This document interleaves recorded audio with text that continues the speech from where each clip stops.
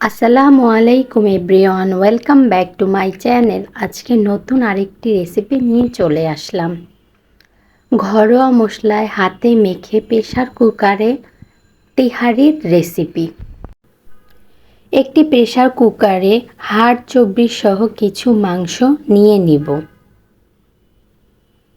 নেওয়া হয়ে গেলে তাতে গোটা গরম মশলা দিয়ে দিব।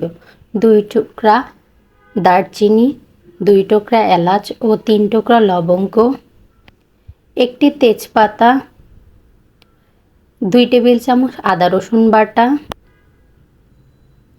1 চামচ ধনিয়ার গুঁড়া, 1 চামচ জিরার গুঁড়া, স্বাদমতো লবণ ও হাফ চামচ গরম মশলার গুঁড়া ও পর্যাপ্ত পরিমাণে সরিষার তেল দিয়ে দিব। তারপর হাতে ভালো মতো মেখে নিব। একটু সময় নিয়ে মাখতে হবে যাতে মাংসের গায়ে মশলাগুলো ভালো মতো মাখা হয়। মাখানো হয়ে গেলে আধা ঘন্টার জন্য রেস্টে রেখে দিব।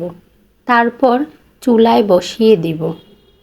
অল্প আঁচে একটু সময় নিয়ে কষিয়ে নিতে হবে।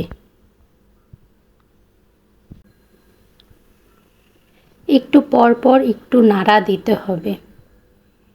তারপর কিছু কাঁচা মরিচ দিয়ে দিব। এতে কোনো গুঁড়া মরিচ দিব না, কারণ তেহারিতে কাঁচামরিচ ব্যবহার করতে হয়। যখন তেল ভেসে উঠবে তখন পর্যাপ্ত পরিমাণে পানি দিয়ে দিব মাংস সিদ্ধ করার জন্য।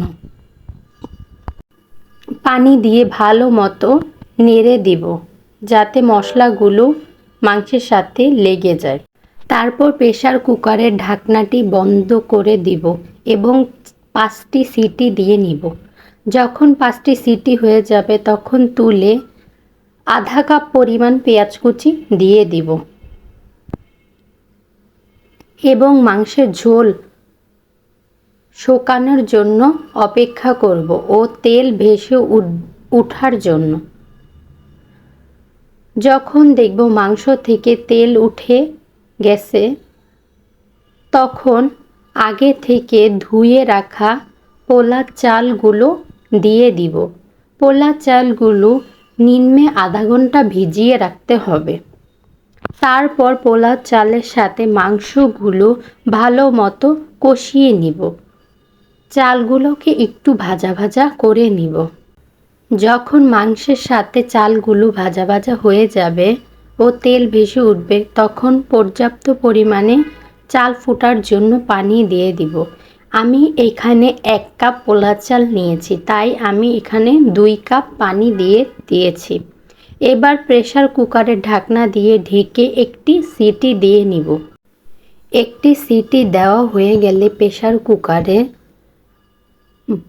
ঢাকনা খুলে কিছু আস্ত কাঁচামরিচ দিয়ে দিব।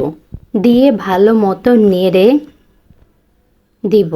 নাড়া হয়ে গেলে আবার প্রেসার কুকারের ঢাকনা দিয়ে দমে বসিয়ে দিব।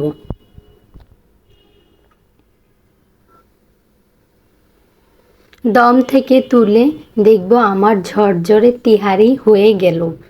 ভীষণ মজাদার ঝরঝরে প্রেসার কুকারের তেহারি। আজকের ভিডিওটি দেখার জন্য সবাইকে ধন্যবাদ। ভিডিওটি ভালো লাগলে লাইক, কমেন্ট, শেয়ার করে আমার পাশে থাকবেন।